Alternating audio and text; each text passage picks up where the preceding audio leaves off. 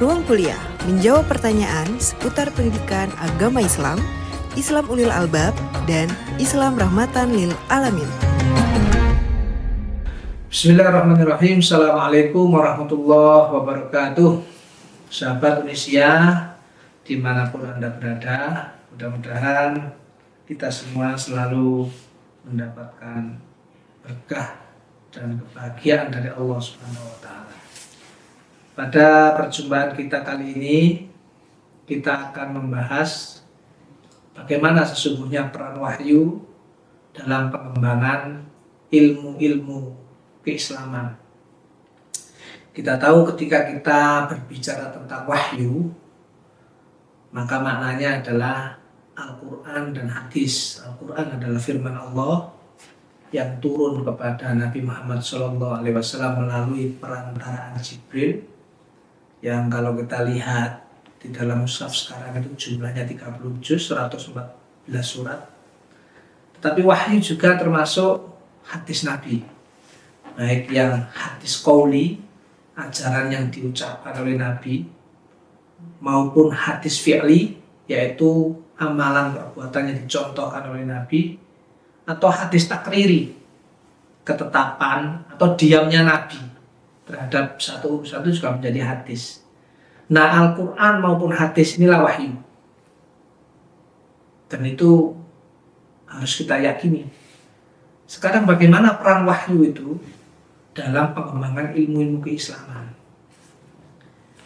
Yang pertama, wahyu itu baik Al-Quran maupun hadis adalah sumber pokok keilmuan Islam, bahkan menjadi pondasinya. Kalau keilmuan barat itu bertumpu pada rasio dan indera atau pengalaman, sehingga segala sesuatu yang benar itu harus rasional, indrawi, dan empiris. Maka di dalam Islam sumber keilmuan itu ditambah satu lagi, yaitu wahyu. Apa artinya? Bahwa ada banyak sekali kebenaran di dalam Islam yang boleh jadi nggak rasional dan nggak empiris, tapi itu benar karena wahyu membicarakan itu. Apa contohnya? Misalnya surga neraka, itu nggak empiris, nggak bisa diriset, dan nggak ada satupun orang yang pernah ke surga atau ke neraka. Tetapi surga dan neraka itu adalah hak, kebenaran, realita yang tak terbantahkan. Dari mana kita tahu sumbernya wahyu? Ada banyak sekali informasi-informasi yang nggak terjangkau oleh rasio bahkan indera, tetapi wahyu membenarkan, maka itu menjadi sumber ilmu bagi kita. Kalau kita belajar ilmu agama, tauhid, ketuhanan, itu semuanya sumbernya adalah wahyu. Bagaimana kita tahu kalau Tuhan kita namanya Allah? Wahyu. Qul huwallahu ahad. Katakan Muhammad, Tuhanmu itu namanya Allah dan Dia Maha Esa. Berarti kita tahu Tuhan kita itu bukan ciptaan kita namanya, tapi memang diberitahu oleh Allah sendiri namanya Allah. Agamanya namanya Islam. Itu bukan ciptaan manusia, tapi Allah sendiri yang kasih tahu. Dari mana? Inna dina indallahil Islam. Sesungguhnya Tuhan, Allah itu punya agama. Agamanya yang benar, yang diakui, itu adalah Islam. Nah, jadi nama Islam sendiri itu sumbernya wahyu. Inilah bahwa wahyu punya peran yang vital dalam ilmu keislaman. Termasuk nama kita ini penganut Islam adalah muslimin. Dari mana? Ya dari Allah sendiri. Huwa sammakumul muslimina. Dialah yang menyebut kamu muslim. Kalau perempuan muslimah, kalau banyak muslimun atau muslimin, itu dari Allah. Dan ini nggak ditemukan. Misalnya nama Tuhan Allah itu ya hanya sumbernya wahyu, di tempat lain nggak ada. Ini yang pertama. Yang kedua, sahabat Indonesia yang saya hormati, peran wahyu dalam ilmu keislaman itu adalah sebagai pendorong dan motivator. Ilmu itu wajib kita cari, karena memang Al-Quran nyuruh. Wahyu yang pertama saja turun, Iqra, perintah membaca. Membaca itu bukan hanya membaca teks, tapi pemerintah membaca maksudnya adalah menyuruh kita untuk berilmu. Gak boleh seorang muslim itu bodoh, gak boleh. Kebodohan itu musuh Islam, sehingga harus diberantas. Berarti ini wahyu menjadi sumber. Ada lagi misalnya tolakul ilmi faridotun ala kulli muslimin. wa muslimatin. Menuntut ilmu itu wajib. Ini tentunya kita dari wahyu. Rasulullah juga sangat menekankan belajar. Dulu tawanan perang itu, kaum kafir ditawan, bisa dibebaskan asalkan mengajarkan membaca dan menulis. Satu tawanan mengajarkan 10 orang muslim. Karena waktu itu banyak orang muslim yang belum pandai membaca menulis. Ini yang nomor 2, jadi wahyu sebagai pendorong. Yang ketiga, wahyu itu sebagai penuntun integrasi keilmuan, sebagai penyeimbang. Dari wahyu kita tahu bahwa ilmu itu tidak bebas nilai.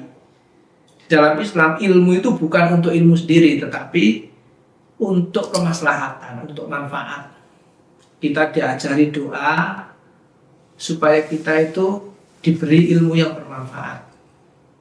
Ilmu yang bermanfaat itu apa? Ilmu yang menyelamatkan pemiliknya. Kalau kita tahu bahwa sholat jamaah itu pahalanya gede, kemudian kita lakukan, berarti ilmu kita manfaat. Tapi kalau kita tahu sholat jamaah pahalanya besar, tapi kita nggak pernah melakukan, ya berarti nggak bermanfaat. Ilmu kita hanya sebagai koleksi. Kemudian ilmu yang bermanfaat itu juga bisa memberikan kemudahan bagi pemiliknya. Itu dalam Islam sangat ditekankan. Jadi tidak boleh ilmu itu hanya sebagai koleksi, harus manfaat dan harus aplikatif. Kemudian peran wahyu juga dalam bangunan ilmu Islam sebagai sumber moral, sumber etika. Ada tanggung jawab orang kalau sudah pintar mau ngapain. Tidak boleh orang pintar menyembunyikan ilmunya. Dakwah atau mengajak orang menuju kebaikan itu kewajiban semua orang. Dakwah bukan hanya ceramah, bukan.